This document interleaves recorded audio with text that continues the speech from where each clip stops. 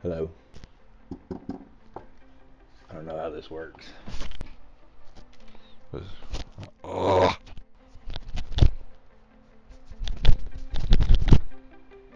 Y'all thought that I'd given up on this channel, but I've just been lazy.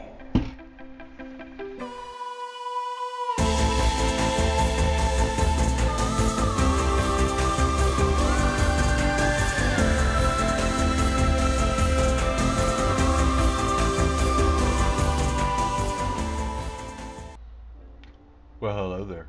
As you can see, I'm not dead.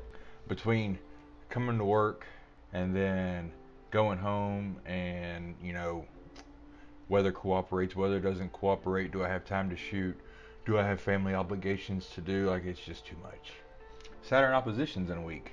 I'm so happy because I'll be going back to my favorite place in the world, West Texas, Big Bend. And it'll be me and my dad going. He's never been. It'll be his first time, and it'll be just a boys trip, me and him. And I'm excited. He's excited. If you want to know what to expect, this plus 30 years, same sense of humor. It's gonna be awesome. So let's figure out Saturn. I'm not at home, so I don't have the telescope with me, so I can't go through a rundown of shooting Saturn, which it kind of doesn't matter anyway. Because if you don't have the same scope I have with all the same equipment I have, then the settings and all that stuff is irrelevant. And so let's just pretend that everything goes smooth. Which, by the way, if you are going to image Saturn, I'd probably go for around 40 to 60% on your histogram.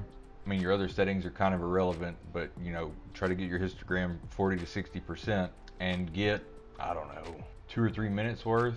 If you follow along the other step-by-steps, including the WinJupos tutorial, Saturn and Jupiter are really what WinJupos was made for, because you're basically stacking your stacked pictures and your noise just kind of goes away, which is really nice when you want to make a big presentation. Anyway, I'm getting way ahead of myself. I haven't done this in a while. If you could tell, I'm a little rusty. So here is the raw video, which it's a SIR file, so I can't play the video, but you can see, that is pretty legit. So we'll go through our same normal processes, analyze. All right, look at our quality graph over here, and it looks like it intersects about 40%. You can see right there. But you'll notice that the Cassini division starts to have that double band. You don't want that double band. So what we want to do is we want to scale it back. See, even from, 36% to 34% is a drastic improvement. This Saturn was part of a stack of 6, I believe. So if you are going to use WinJupos and you're going to use a stack of, say, 4 to 6 to 8, whatever stacked sequences, you don't want to use the highest possible percentage of frames out of all of them, because one of the sequences may have been taken in turbulent seeing, or your lens might have fogged over, or whatever. So when you want to use the lowest common number of frames. So if this is good at 35%, then all of them should be good at 25%. So what you can do is, instead of loading one file into AutoStacker, you can just drag and drop all of your sequences and do batch processing all at once. So we'll just pretend that I did that. Drizzle on or off. I got really good data, so I'm gonna put it on. Align points. Do you align the rings or do you not align the rings? The best answer is you do it both ways. Sometimes it works, sometimes it doesn't. It varies from night to night. I will tell you, the first thing you need to do is go to your best frame. Let's look at the best frame. Oh, that's a good frame. Look at that frame. You can select size. So 48 gives me 21, and you notice they're all on the planet. So if we lower the minimum brightness selection, it'll pick darker pixels, and it goes to 29. So now there's 1, 2, 3, 4, 5, 6, 7, 8, 9, 10 on the rings. We'll go ahead and call that good, and we'll see what we get.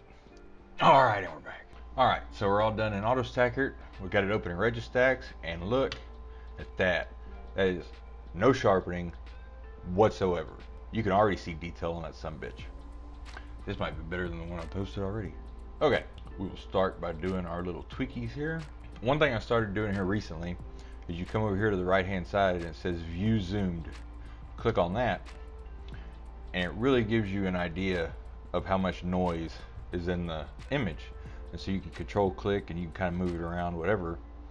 You just want to kind of get to an area, you know, so like right here at the front and center where the planet and the rings are together, we'll leave it right there. We can just kind of pull that off to the side. We'll start by sharpening and then we'll add the denoise. But the reason we have the view zoomed open is when you start adding denoise, you want to add just enough denoise to get rid of the noise, but not too much that it's going to blur the image. So we'll crank up the old sharpen a little bit. 1, 2, 3, 4, 5. Ooh, it's so sharp. So now we went up 5. We'll go ahead and now you can really see the noise over here. So now we'll start adding the denoise. 1, 2, 3, 4, 5. It's still a little noisy. We'll go 2 more. That's pretty good. Layer 6. And if you don't remember from whatever video it was, layer 1 deals with the finest details, layer 6 deals with the largest details, and then 2 through 5 are all the levels of detail in between. See, now I think between 0.35 and 0.45 it blurred it a little bit, so we'll lower that down 1. I like that. That's pretty good. Now we'll do RGB balance, and just for shits and giggles, RGB align. You want to encompass the whole planet and estimate. Now I did use the ZWO atmospheric dispersion corrector, and just visually looking at it, I don't see any red or blue banding.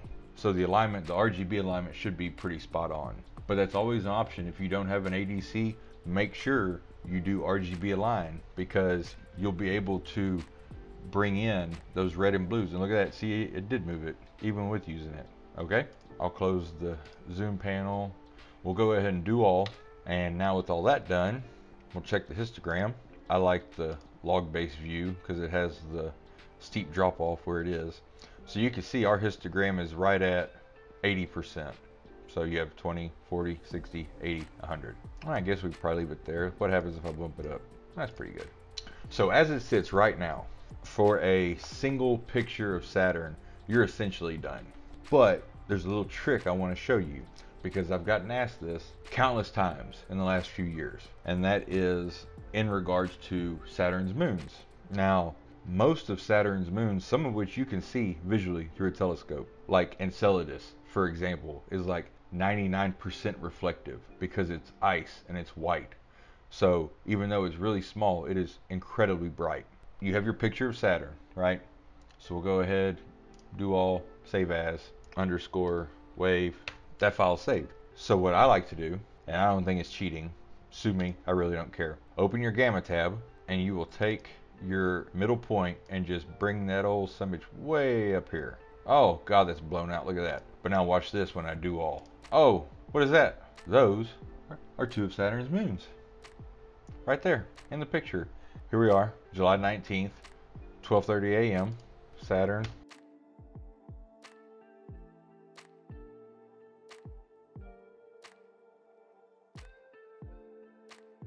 Mimas and Enceladus.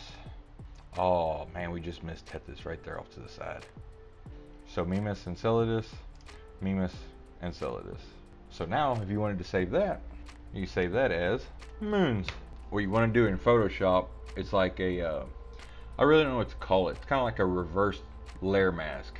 So what you're going to do is you'll open up both images, stack them on top of each other because they're the same image, so they'll line right up. So I got both images here. I'll take the moons one, I'll unlock it, drag, and then shift drop it. It drops it right into place. So now they're perfectly aligned.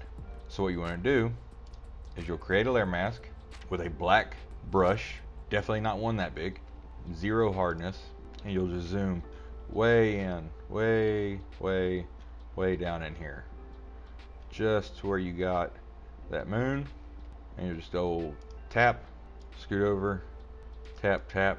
Now, in this layer, the moons are blacked out. So what you want to do is you want to Control or Command I to invert the mask. Boom, and there you go. You got your Saturn and 2 of its moons in one image. I'm gonna go ahead and flatten that. Instagram, so we'll do a 1-to-1. Scoot that over, and there you go. You're ready to post it to the old IG or the old FB or the TikTok or whatever. Man, I started a TikTok. I gave my kids so much shit about that, like, because they just wasted their time. They're like, oh, look at this video I found on TikTok. I don't care. But I gotta tell you, sitting in bed at like 11:30 at night, that shit's pretty funny. I'll give them that. Anyway, I'll throw a few more edits on this real quick, and we'll do the old reveal at the end of the video and all that.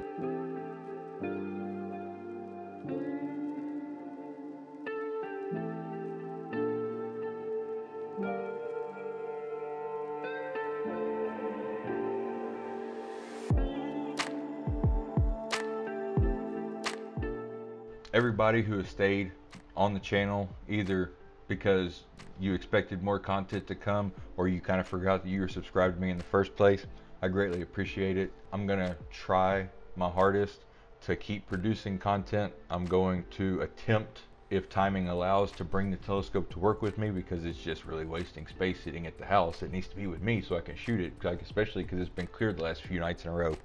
But from the bottom of my heart, I appreciate all of the support that I've been given, not only on other social media, but especially on this channel in the last almost a year now. Thank y'all so much, and I try my best to answer everybody's questions, because this crap wasn't around when I started. So if I can help other people, then that gets more people into the hobby, and so on and so forth, and that's really what it's all about. Thank y'all again. I'll for sure be filming another video within a week, because I'll be filming mine and Dad's trip to Big Bend. While we're in Big Bend, I will have the telescope, I will have all this crap set up, and I will be shooting the Saturn Opposition from West Texas, from not at sea level. So I'm super excited about that. Maybe if he's willing to do it, he could be my cameraman for Milky Way Adventures. I don't know, so much fun. Ready to go. But anyway, y'all stay tuned, and until then, I'll see y'all later.